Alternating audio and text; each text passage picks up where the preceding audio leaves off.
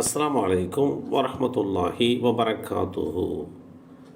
நம்பகத்தன்மை என்ற உயரிய பண்பு அல்லாஹுடைய தூதர் ஸல்லல்லாஹு அலைஹி வஸல்லம் அவர்கள் கூறினார்கள், நம்பகத்தன்மை எனும் பண்பு இல்லாதவரின் விசுவாசம் ஏற்றுக்கொள்ளப்பட மாட்டாது. இந்த செய்தி அஹ்மத் என்ற நூலிலே 1, 2, 5, 6, 7 என்ற எண்ணிலே பதிவு செய்யப்பட்டிருக்கிறது. உலகின் இன்றியமையாத தேவையாக இருப்பது நம்பகத்தன்மைதான்.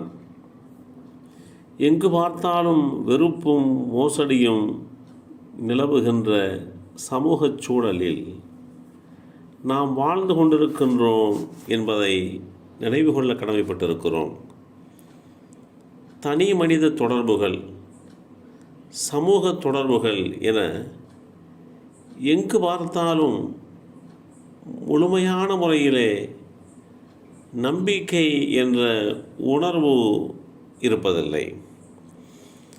மனிதர்கள் ஒருவரையொருவர் நம்புவதுதான் வாழ்வியல், வாழ்க்கை முறை.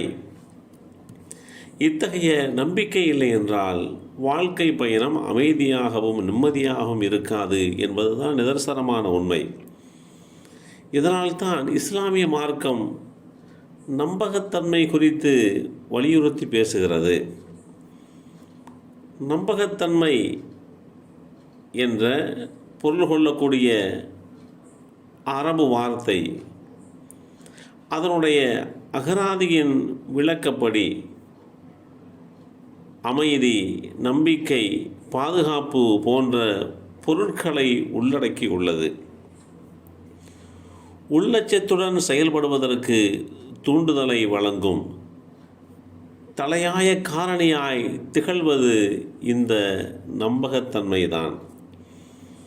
மார்க்கம், வாழ்க்கை, குடும்பம், கொடுக்கல் வாங்கல், பொறுப்புகள் அனைத்திலும் இந்த நம்பகத்தன்மையினுடைய தாக்கத்தை அதிகமாக நாம் காண முடியும். நம்மை படைத்த இரட்சகனாகிய அல்லாஹ் உங்களுக்கு கட்டளையிடுகிறான், அடைக்கல பொருட்களை அதற்கு உரியவரிடத்திலே நீங்கள் ஒப்படைத்து விடுங்கள். அல் குர்ஆன் அத்தியாயம் 4 சூரத்துன் நிசா வசனம் 58 இந்த செய்தி தெளிவுபடுத்தப்பட்டிருக்கிறது. முதலாவதாக, நம்பிக்கை என்பது அடியானுக்கும் படைத்த இரட்சகனுக்கும் இடையே உள்ளது. எனவே இந்த முழு பிரபஞ்சத்தில் நடக்கும் ஒவ்வொரு நடவடிக்கையும் நம்பகத்தன்மையாகும். மனிதன் அதனை நிறைவேற்றுகின்ற பிரதிநிதியாவான். எனவே மனிதர்கள் தங்களிடம் ஒப்படைக்கப்பட்டுள்ள நம்பகத்தன்மையான அந்த விஷயத்தை முழுமையாக நிறைவேற்றுவது அவசியமாகும். இரண்டாவதாக, நம்பகத்தன்மை என்பது மனிதர்களுக்கு இடையிலான விவகாரங்களுடன் உணர்வுபூர்வமான தொடர்பு கொண்டுள்ளது. இரு தரப்பிலே இருந்தும் நம்பிக்கை, நேர்மையின் அடிப்படையிலே விவகாரங்கள் அமைந்தால் மட்டுமே மனிதர்களுக்கு மத்தியிலே அமைதியும் திருப்தியும் நிலவும் என்பதை நாம் புரிந்து வைத்திருக்கிறோம்.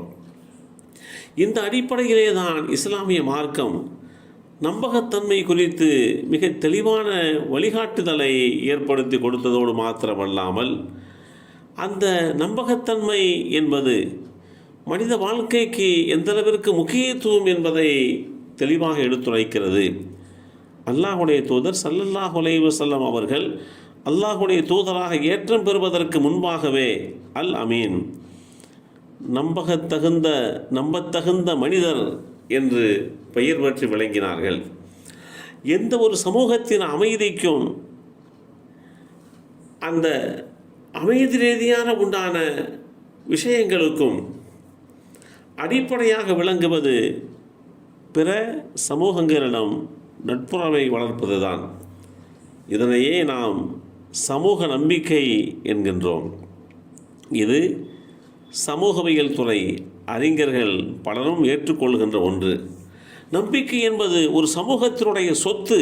அது ஒழிக்கப்பட்டால் சமூகங்களும் அழிந்து போகும் என்று பிரபல்யமான சமூகவியல் ஆர்வலர்கள் நமக்கு அறிவுறுத்தி காட்டியிருக்கிறார்கள். எல்லாம் வல்ல அல்லாஹு தாலா இந்த உலகத்திலே நம்பகத்தன்மையை நிலைநாட்டக்கூடியவர்களாக அனைவரையும் ஆக்கி வைப்பானாக. அஸ்ஸலாமு அலைக்கும் வரஹ்மத்துல்லாஹி வபரகாத்துஹு.